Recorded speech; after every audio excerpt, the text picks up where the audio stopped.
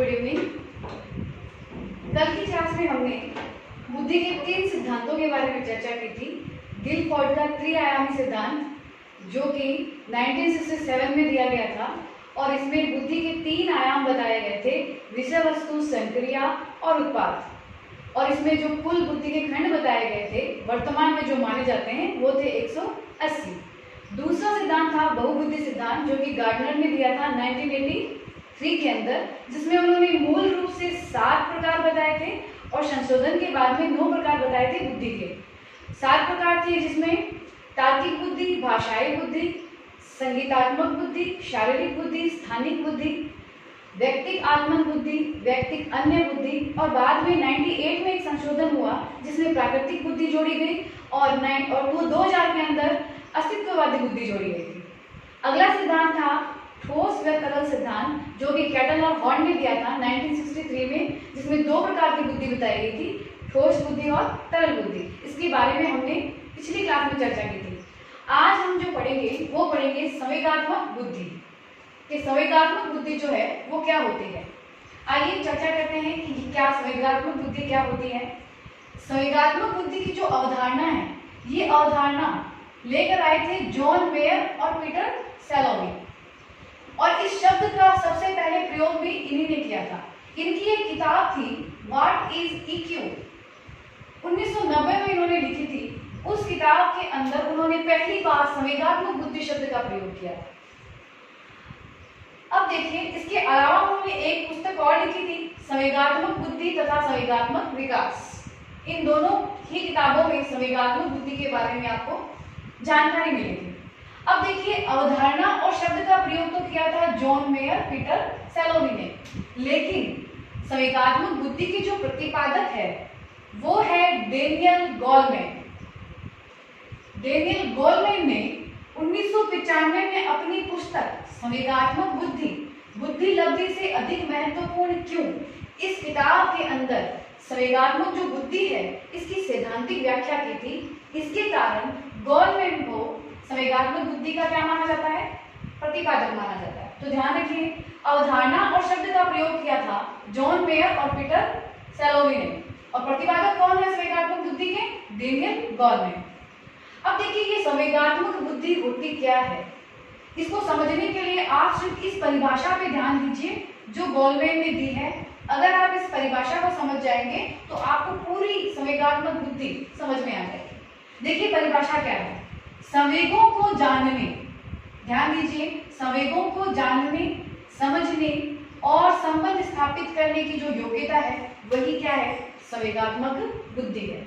इस डेफिनेशन पर हम वापस आएंगे, उससे पहले हम समझते हैं संवेगात्मक बुद्धि के बारे में कुछ फैक्ट्स के बारे में। देखिए यहाँ पे 2 शब्द है, संवेगात्मक बुद्धि। बुद्धि के बारे में आप जानते हैं, बुद्धि क्या होती है, बुद्धि एक योग्यता होती है, सीखने की योग्यता, चिंतन करने की योग्यता और समायोजन स्थापित करने की योग्यता। अब देखिए ये शब्द क्या है, संवेगात्मक। ये जो शब्द है ये बना है संवेगों से। तो संवेगात्मक बुद्धि समझने से पहले हमें थोड़ी सी चर्चा संवेगों पे करनी पड़ेगी, क्योंकि संवेगात्मक बुद्धि का आधार क्या है, हमारे संवेग। यहाँ पे देखिए क्या लिखा है, संवेगों को जानने, समझने तथा संबंध स्थापित करने की योग्यता। तो देखिए संवेग क्या होते हैं, संवेग जो होते हैं वो व्यक्ति में जन्मजात ही पाए जाते हैं। ये जो संवेग शब्द है ये लैटिन भाषा के इमोविया शब्द से बना है जिसका अर्थ होता है उत्तेजित दशा, और ये हर व्यक्ति में जन्मजात पाए जाते हैं। अलग अलग मनोवैज्ञानिकों ने इनकी संख्याएं अलग अलग बता के रखी है। जैसे कि हमने पहले पढ़ा था, विलियम मैकडूगल ने संवेगों की संख्या कितनी बताई है, 14 बताई है। तो इसी प्रकार व्यक्ति में क्या है, संवेग जन्मजात पाए जाते हैं। ठीक है, अब देखिए ये जो संवेग होते हैं ये 2 प्रकार के होते हैं, सुखद संवेग और दुखद संवेग। अब सुखद संवेग क्या होते हैं, जैसे आनंद, सुख, हर्ष, प्रेम, उत्साह, ये सब क्या है, ये व्यक्ति के सुखद संवेग है। और दुखद संवेग क्या होते हैं, भय, क्रोध, कष्ट, ईर्ष्या, घृणा, ये सब क्या है व्यक्ति के दुखद संवेग है। अब व्यक्ति के अंदर चाहे सुखद संवेग आओ चाहे दुखद संवेग आओ, इससे क्या होता है, व्यक्ति में परिवर्तन आते हैं। और जब ये भाव और ये संवेग उत्पन्न होते हैं तो व्यक्ति कुछ क्रियाकलाप करता है। तो संवेगों में जब व्यक्ति आ जाता है बहुत ज्यादा, तो व्यक्ति सही प्रकार से कार्य नहीं कर पाता, उसे समझ में नहीं आता कि कार्य कैसे करना चाहिए। क्योंकि उसकी जितनी भी क्रियाएं हैं उनमें परिवर्तन हो जाता है संवेगों की वजह से। तो संवेगात्मक बुद्धि ऐसी चीज है जो कि आपको ये समझाती है कि आपको किस समय, कब, कहाँ, कैसे काम करना चाहिए। ये जो समझ होती है वो क्या होती है, व्यक्ति की संवेगात्मक बुद्धि होती है। व्यक्ति चाहे सुखी, बहुत खुश हो तो भी वो कुछ गलत काम कर सकता है, और बहुत दुखी की अवस्था में होता है तब भी कुछ गलत काम कर सकता है। इसीलिए कहते हैं कि जब भी आप बहुत दुखी हो या जब भी आप बहुत खुश हो तब कोई निर्णय ना लें। घर में आपने एक व्यवहार देखा होगा कि बच्चा पापा से तभी अपनी मनपसंद कोई चीज मांगता है तब पापा बहुत खुश होते हैं। उसे पता है कि पापा भी बहुत खुश है और वो मुझे मेरी पसंद की चीज दिला देंगे, क्योंकि उसे पता है अभी उनकी बुद्धि अच्छे से काम नहीं कर रही है और उनको पता है इस समय ये व्यवहार होता है, तो हम ये देख के व्यवहार करते हैं। तो ये कौन सी होती है, संवेगात्मक बुद्धि होती है, जिसमें व्यक्ति खुश और दुख दोनों ही अवस्था में सही निर्णय नहीं ले पाता।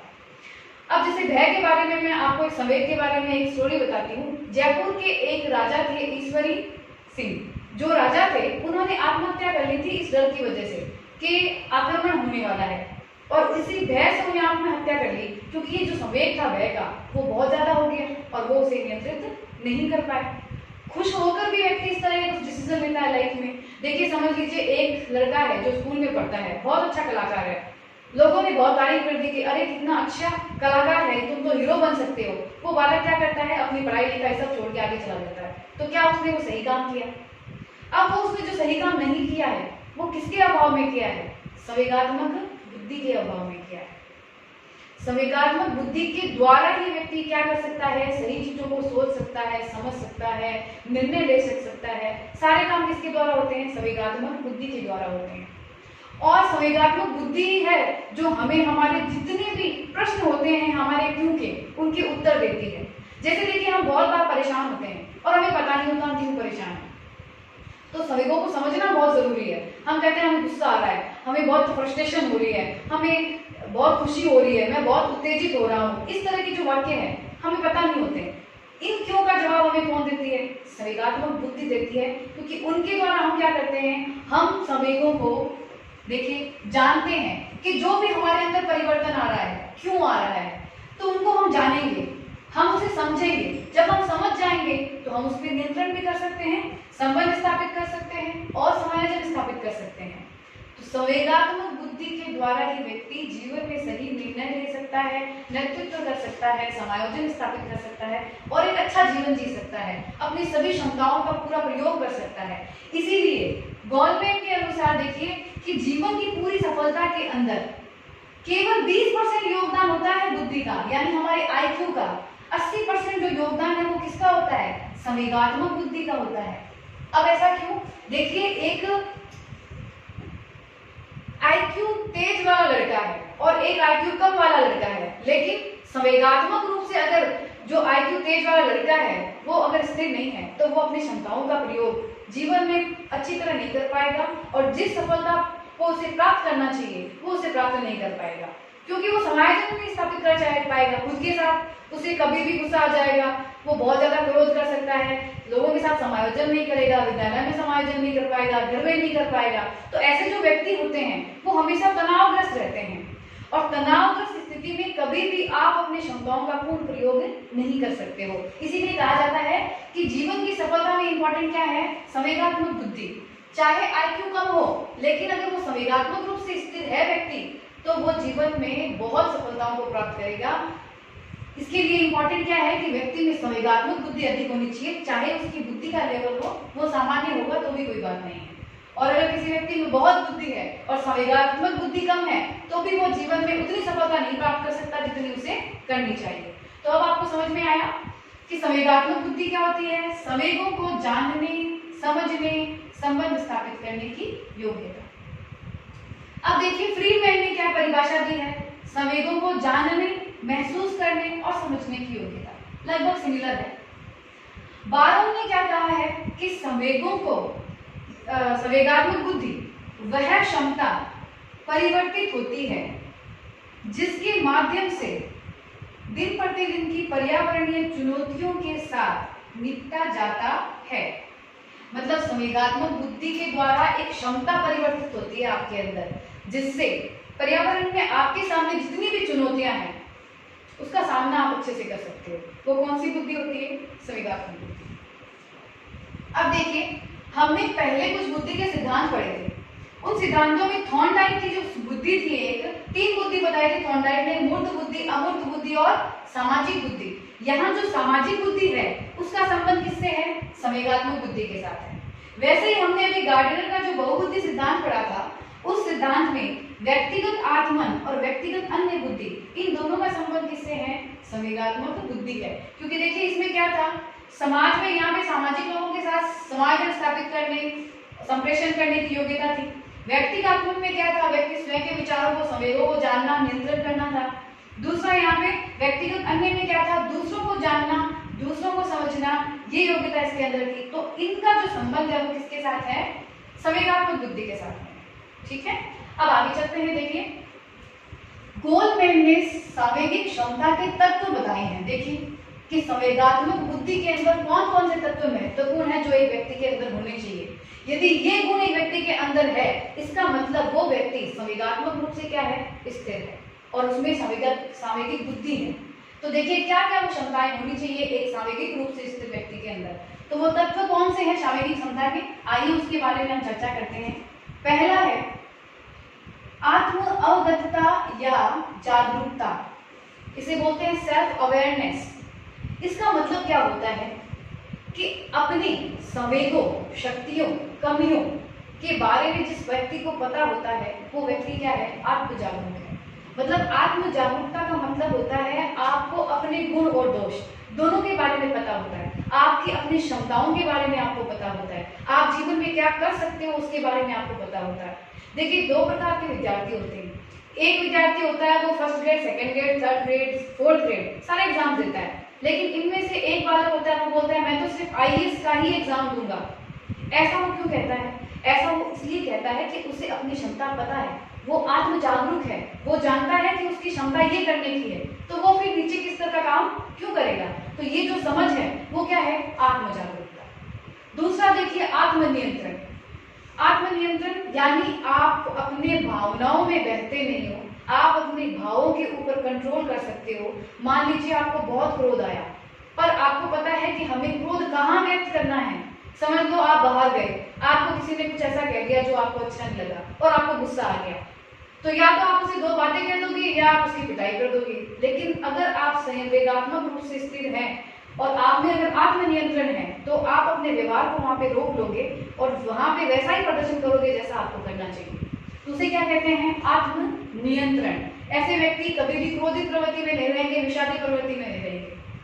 अगला देखिए आत्म अभिप्रेरणा। ये बहुत इंपॉर्टेंट है। हर व्यक्ति में सेल्फ मोटिवेशन होना ही चाहिए। ये बहुत ही महत्वपूर्ण गुण है, क्योंकि व्यक्ति अगर अभिप्रेरित स्वयं नहीं हो सकता तो वो अपने जीवन में कैसे कोई कार्य अच्छे से कर सकता है, क्योंकि वो दूसरों पे निर्भर रहेगा। हम सुनते हैं बहुत सारे स्टूडेंट से, वो कहते हैं कि मोटिवेशन दीजिए। मोटिवेशन तो खुद एक आंतरिक बल है जिसे व्यक्ति को महसूस करना चाहिए, और जिस व्यक्ति ने इस आत्म अभिप्रेरणा को महसूस कर लिया उसे किसी मोटिवेशन की जरूरत नहीं है, वो अपने आप अपने लक्ष्य तक पहुंचेगा और अपना कार्य करेगा। तो तीसरा तत्व क्या है? आत्म अभिप्रेरणा। अगला देखिए सामाजिक कौशल। सामाजिक कौशल का अर्थ क्या होता है कि व्यक्ति अपने व्यवहार से दूसरों से वो व्यवहार करवाता है जो कि उसे उनसे करवाना है। उनके अंदर संप्रेषण की योग्यता होती है, उनमें नेतृत्व करने की योग्यता होती है, समायोजन स्थापित करने की योग्यता होती है सभी व्यक्तियों के साथ में। उसे क्या कहते हैं? सामाजिक कौशल। तदानुभूति, इट इज वेरी इंपॉर्टेंट। ये आपके बहुत सारे एग्जाम में पूछा गया है इस तत्व के बारे में कि तदानुभूति क्या होती है। देखिए तदानुभूति क्या होती है? जब व्यक्ति किसी दूसरे के दुख को अपने अंदर उतार लेता है और वो जैसा महसूस करता है वैसा का वैसा वो खुद महसूस करता है, तो उसे हम क्या कहते हैं? तदानुभूति का भाव। एक संवेगात्मक बुद्धि जिस व्यक्ति के अंदर होगी उसके अंदर क्या भाव होगा? तदानुभूति का भाव जरूर होगा। आपको मैं एग्जांपल बताती हूँ। मंगलयान जो मिशन अभी विफल हो गया था, तो उसमें जो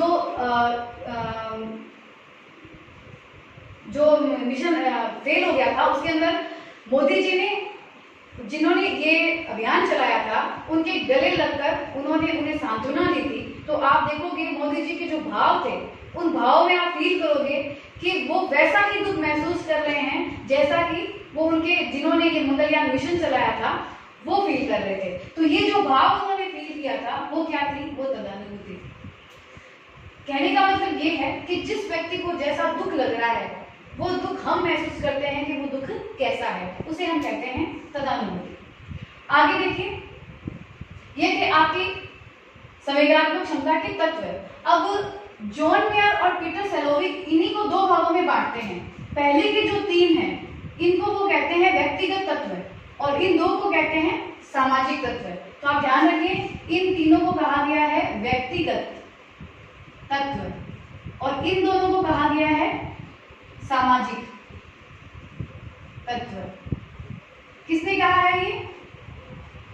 जॉन मेयर और पीटर सेलोवी ने। तो आप ध्यान रखिए इस बात का। आगे चलते हैं। संवेगात्मक बुद्धि के प्रतिमान।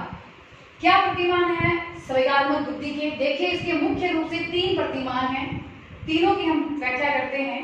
पहला देखिए, योग्यता आधारित प्रतिमान, यानी संवेगात्मक बुद्धि क्या है?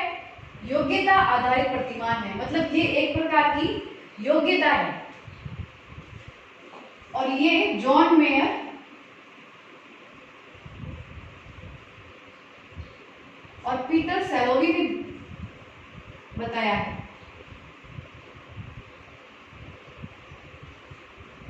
यानी संवेगात्मक बुद्धि को क्या माना है? योग्यता माना है। किसने? जॉन मेयर और पीटर सेलोवी ने। अब इसके अंदर देखो चार बातें हैं जिन पे हमें ध्यान देना है। पहला देखिए, किस प्रकार की योग्यता?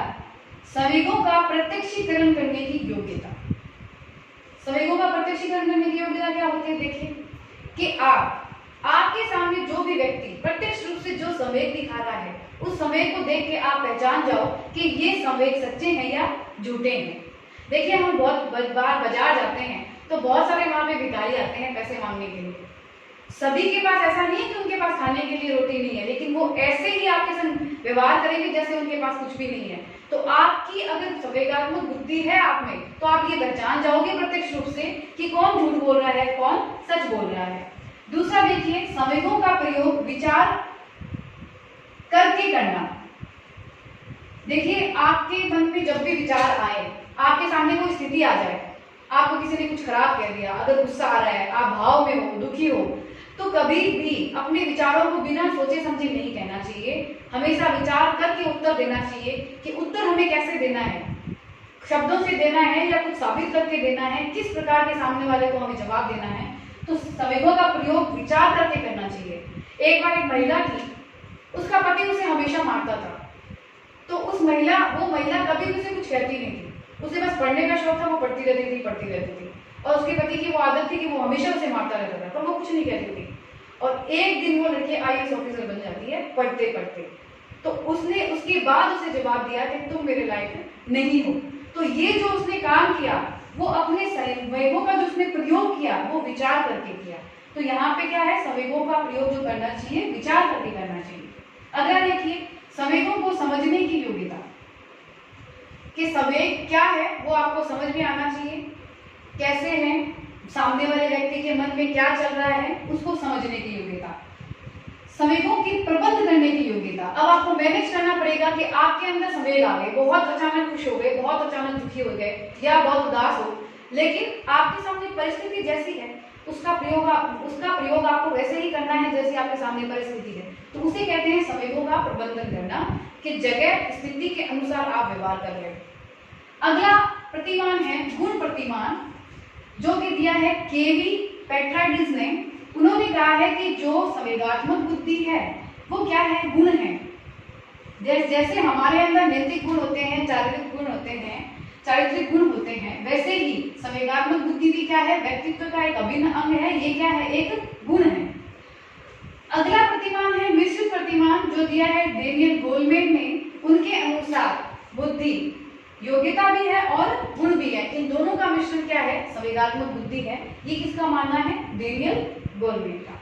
तो देखिए, आप इसका स्क्रीनशॉट ले लीजिए। आगे हम पढ़ते हैं संवेगात्मक बुद्धि की उपयोगिता।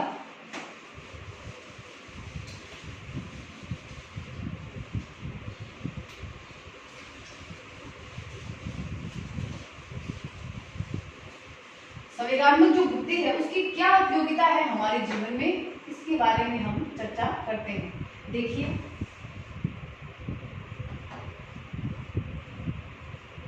जीवन को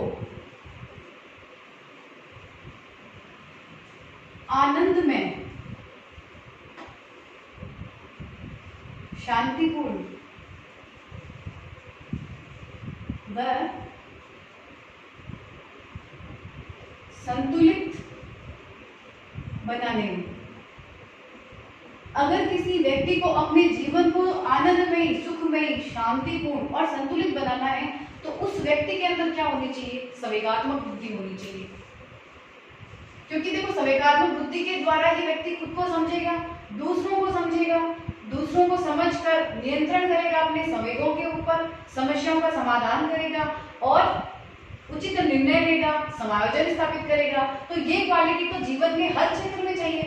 पूरे जीवन भर आपके सामने समस्याएं और चुनौतियां आती रहेगी और आपको उनको सॉल्व करने के लिए आपके अंदर क्या चाहिए, संवेगात्मक बुद्धि चाहिए।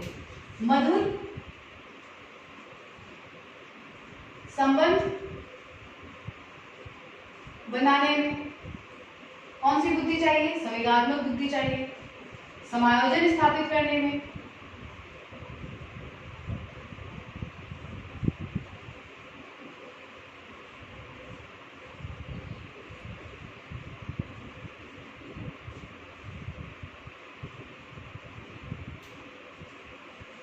नेतृत्व करने में। अब देखिए, नेतृत्व करने में कैसे, हम समाज में रहते हैं, बहुत सारे लोग रहते हैं। अब बहुत सारे लोगों की बुद्धि भी अलग होते हैं, स्वभाव भी अलग होते हैं, लेकिन जिस व्यक्ति के अंदर संवेगात्मक बुद्धि होती है वो व्यक्ति सभी व्यक्ति को अपने अनुसार वांछित व्यवहार करने के लिए बाधित भी कर सकता है, क्योंकि उसके अंदर क्या होती है, संवेगात्मक बुद्धि। तो नेतृत्व करने के लिए संवेगात्मक बुद्धि का होना आवश्यक है। उचित निर्णय,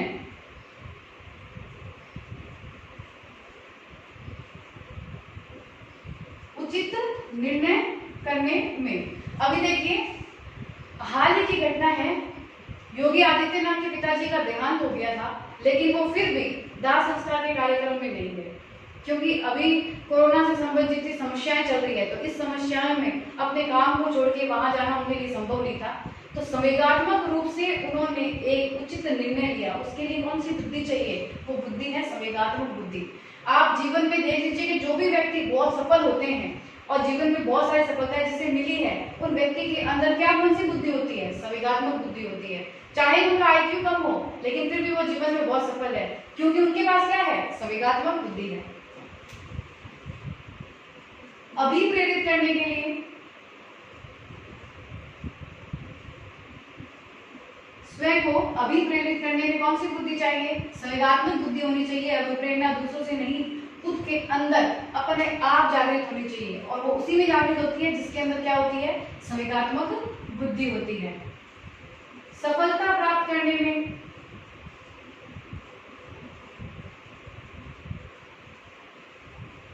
अब देखिए, जीवन में सफलता के लिए गोलमैन ने बताया है कि 80% जो योगदान है वो किसका है, संवेगात्मक बुद्धि का है। क्योंकि हर जीवन में, हर क्षेत्र में आपको जो अपना व्यवहार करना है, वो व्यवहार आप किसके द्वारा अच्छा कर सकते हो, संवेगात्मक बुद्धि के द्वारा। तो सफलता प्राप्त करने में तो बहुत सहायक है क्या, संवेगात्मक बुद्धि।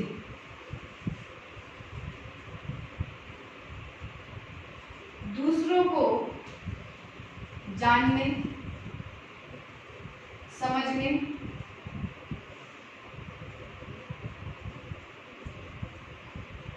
आदर करने में। बहुत सारे जो लोग हैं वो दूसरों को समझ नहीं पाते हैं, जान नहीं पाते हैं, अलग समझ लेते हैं, इसी वजह से मतभेद हो जाते हैं, संबंध टूट जाते हैं और हमेशा एक अच्छा वातावरण या अच्छा संबंध स्थापित नहीं हो पाता। लोग आदर नहीं कर पाते। आप देखो, बहुत सारे बच्चे होते हैं वो जो किसी की भी रेस्पेक्ट नहीं करते हैं। ऐसा क्यों करते हैं वो, क्योंकि उनमें क्या है, संवेगात्मक बुद्धि का अभाव है। तो आपको दूसरों को समझने, जानने, दूसरों को रेस्पेक्ट देने, क्या सही काम है वो करने के लिए क्या होना चाहिए, संवेगात्मक बुद्धि आपके अंदर होनी चाहिए। तो देखिए, ये है संवेगात्मक बुद्धि की उपयोगिता कि पूरे जीवन में हर क्षेत्र के अंदर हमें संवेगात्मक बुद्धि की आवश्यकता होती है।